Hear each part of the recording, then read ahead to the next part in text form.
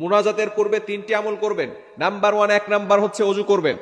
অনেকে আছে ওযু না করেই দোয়া করে, এরকম মুসল্লি আছে না নাই? খবরদার, সর্বপ্রথম আপনাকে ওযু অবস্থায় থাকতে হবে। আত-তুহুরু শাতরুল ঈমান, পবিত্রতা হচ্ছে ঈমানের অঙ্গ।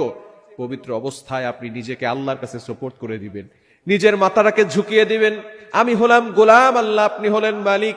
আল্লাহুম্মা আনতা রাব্বি লা ইলাহা ইল্লা আনতা খালাকতানি ওয়া আনা আবদুক। আয় আল্লাহ, আমি আপনারই বান্দা, আপনি আমার প্রভু, আপনি ছাড়া আমার আর কেউ নাই। ওযু অবস্থায় দোয়া করতে হবে, পারবে তো ইনশাআল্লাহ? দ্বিতীয় নাম্বার, ইস্তেগফার করার দরকার আছে না নাই?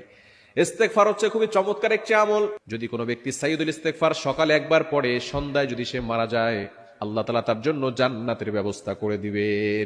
আর যদি সন্ধ্যায় পড়ে, মাগরিবের নামাজের পরে পড়ে, ওই রাতে যদি সে মারা যায়, আল্লাহ পাক রব্বুল আলামিন তার জন্য জান্নাতের ব্যবস্থা করে দিবেন। 3 নাম্বার হচ্ছে দুরুদের আমল করবেন।